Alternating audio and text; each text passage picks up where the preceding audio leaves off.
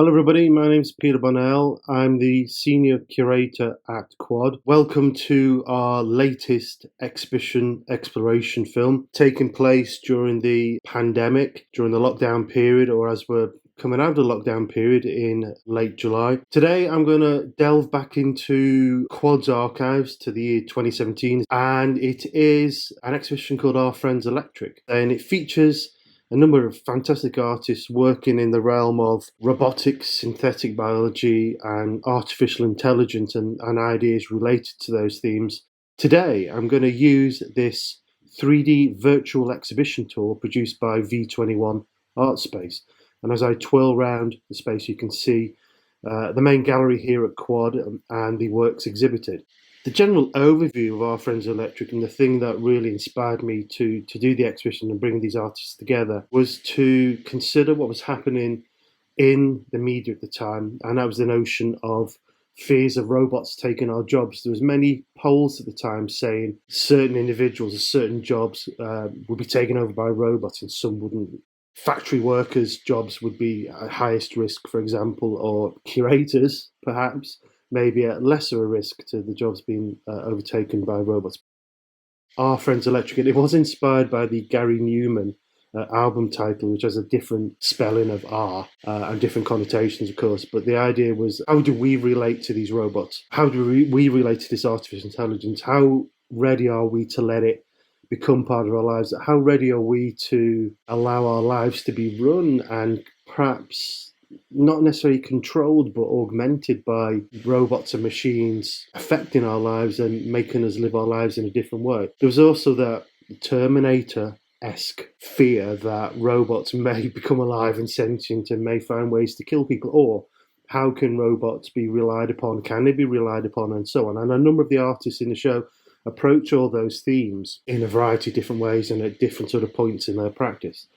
So what we're going to do today is going to start at this work by Kim Asendorf and Ofux. This is a work called Digital Painting Bot. And to give you a very simplified overview of what this project was about, on this screen here, within the computer system that was attached to it, was a program aping the idea of AI, programmed by the artist, where in essence the computer or the artificial intelligence would spend its days making artworks, painting. So as the screen would go to white and it would go into different windows, and then there would be these shapes and forms and spray paint and lines and marks, and then the final finished images would end up as these works made on fabric backgrounds and displayed in the gallery on the walls, as you can see.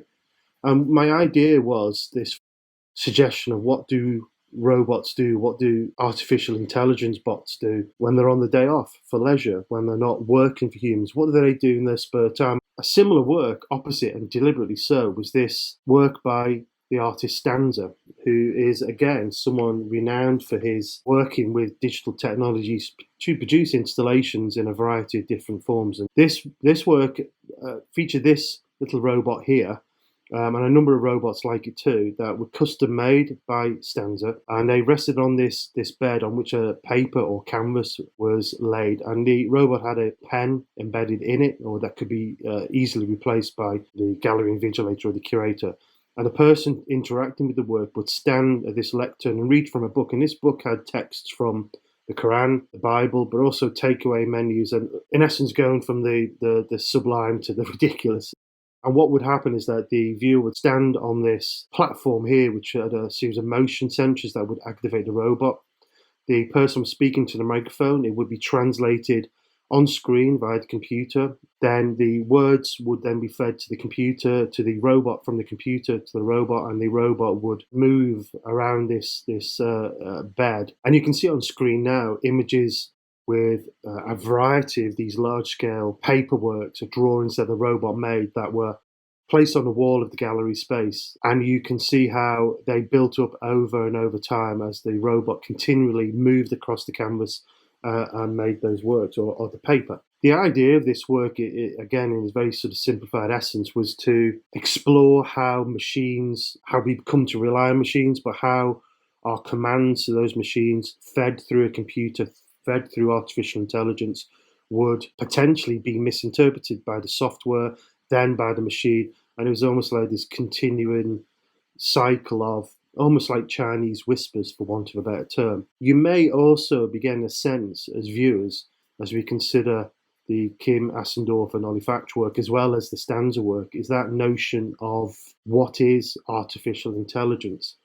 And when I was considering this exhibition and that idea of how artificially intelligent are machines today, how do they play a role in our lives, and one thing I found in all the works by Dimitrio and Alex May, Boredom Research over here, and Joey Holder's work in this projection room in the back here, and Alex Pearl there, is that many scientists who work in artificial intelligence, I found, and this is very anecdotal, would say, yes, artificial intelligence is something that may well become a reality and it'll happen in 25 years. Then you would go back to that same scientist in 5 years' time and they would say, yes, it may well still happen in 25 years.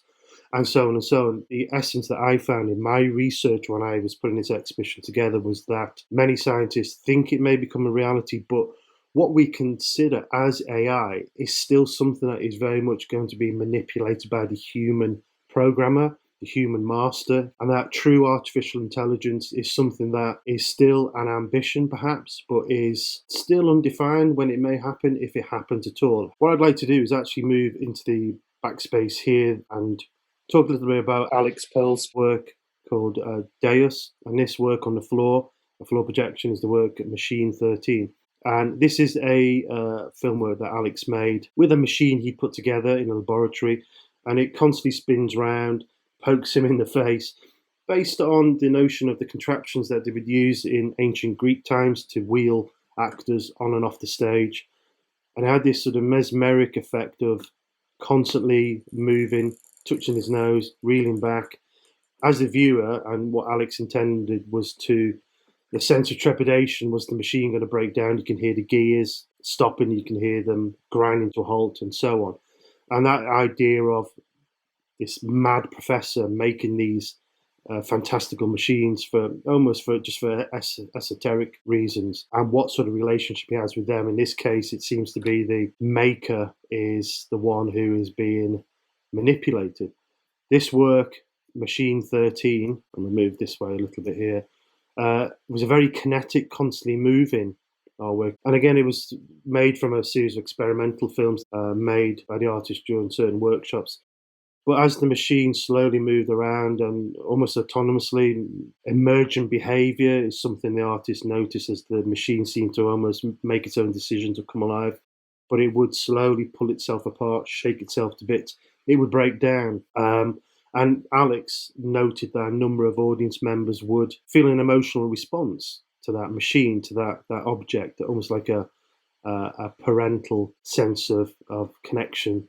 So on from Alex's almost homemade machines, all the way over to the far corner here, to talk about the work of Dimitrio and Alex May. And this is the robot Harry. And Harry stands for Humanoid Art Research Robot 1. And it was such an intriguing object in the gallery space. It was extremely animated. As it went through its sort of learned behavior, it would start to judder, move and shake. It would call out to the viewer. It would call out for attention.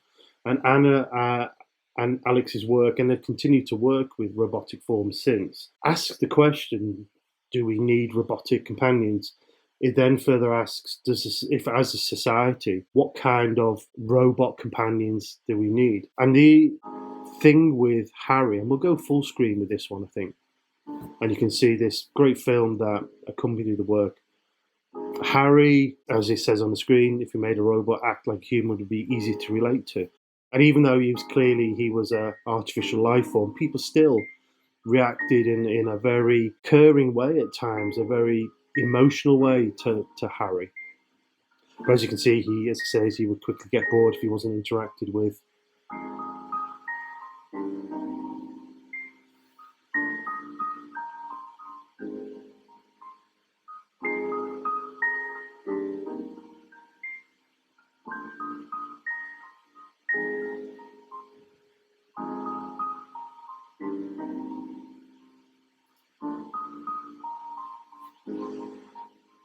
Just like Alex Pearl's objects Harry would show emergent behaviour, complicated emergent behaviour. But Anna and Alex are very well regarded artists in the scientific and artistic community for working with a range of organisations to develop these lifelike, very human, very emotional artworks.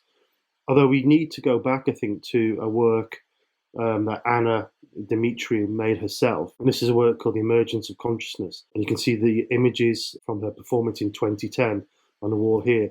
And in the vitrine over here, you can see the earplugs, the stick that Anna used in her performance for Emergence of Consciousness to transform herself into that robotic form, to try to understand what it was like to be that robotic entity, to block out any sensory input, to bind herself together, to restrict herself, to use the cane as some kind of proboscis to feel her way around, to sense herself in the space. And then she went through this performance, as you can see close up with the images on screen. She would use the stick to go in a circular motion, following a pattern of what it meant to be a machine, giving her more insight into these amazing machines and life forms, perhaps for want of a better term, that she and Alex are making together. I want also to go over here to another of Anna and Alex's work, Antisocial Swarm Robots. One of these works that really fired my imagination in that it had a very simple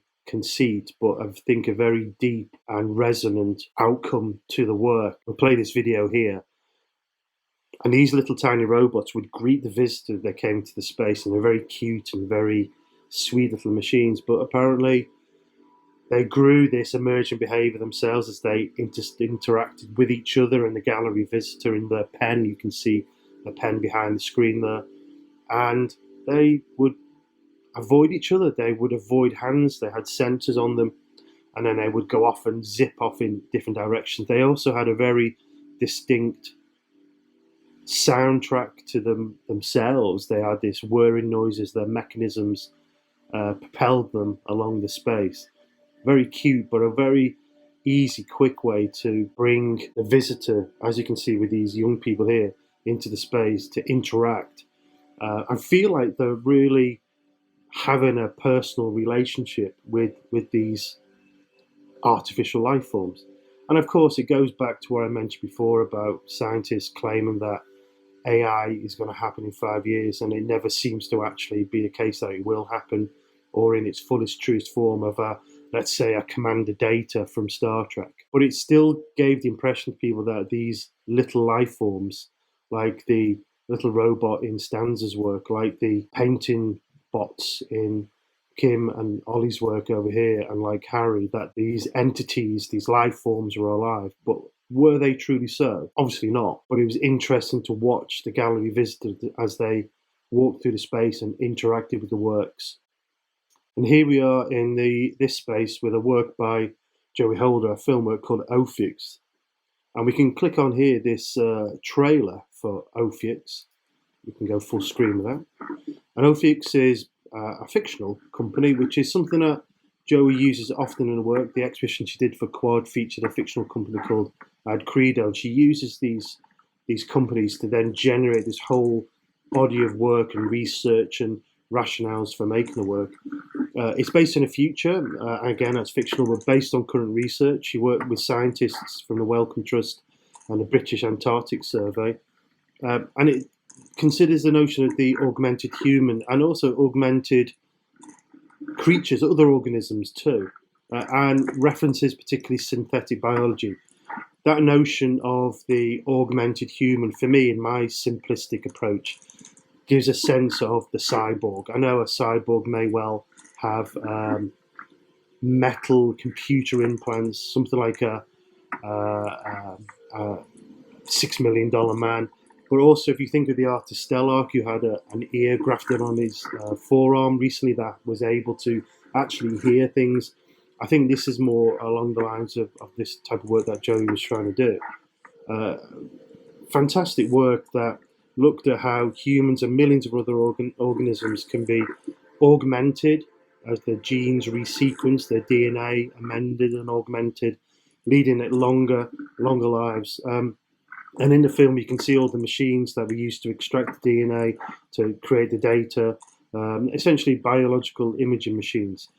The notion of how the human become this augmented, perhaps even AI can be something that is implanted into the human consciousness to make our lives better. One of the ideas I had for this exhibition was these machines may well become our companions. How do we look after them? How do we care for them? Have a duty of care. How do we show our humanity to these machines? But we come over to this final work, and with artists I'd worked with before, Vicky, Isley, and Paul Smith, who work as boredom research. And I was immensely drawn to this work called Robots in Distress. Alongside this talk, you'll be able to download the gallery information text and find out in detail what the artists were working on. But we'll go into the film work first, go full screen if we can.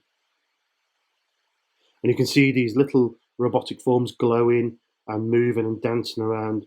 What is quite obviously an underwater scene. These, as I say, were robots that lived underwater or in this computer-generated impression of what they may well become. Paul and Vicky worked with the Artificial Life Lab in Graz, Austria, to design these robots. What Paul and Vicky did was to take actual waste materials, bottles, for example, and they would implant this machinery into them. And the idea was that these little robots would then patrol these underwater realms, for example, the lagoon in Venice, and help to clean it up, help to environmentally redress the balance. And in the whole understanding of Our Friends Electric was this idea that these little tiny robots, because they needed to know when they were running out of power, when they were coming to the end of their usefulness, they would communally together understand that one of the numbers, one of the robots was slowly dying, and that would be conveyed to that robot so it could then be taken out of service, so to speak. But then the devastating realization is that these robots, to know the length and the parameters of their usefulness, were aware of their own demise. So that was a very brief overview of Our Friends Electric. To look at that idea of what AI is, how are artists interacting with scientists and practitioners around the world to investigate how we relate to these machines. And this is something that a debate that is only going to increase as AI becomes much more prevalent in our society. And much more of something that is going to interact with and impact on our everyday lives. I'd like to finish off by saying thanks to our generous and continuing funders, Arts Council England, who fund so much of our work at Quad, and Derby City Council too. If you're listening to this while the pandemic is on, I hope you're safe and well. Thank you for listening to me today. Thank you.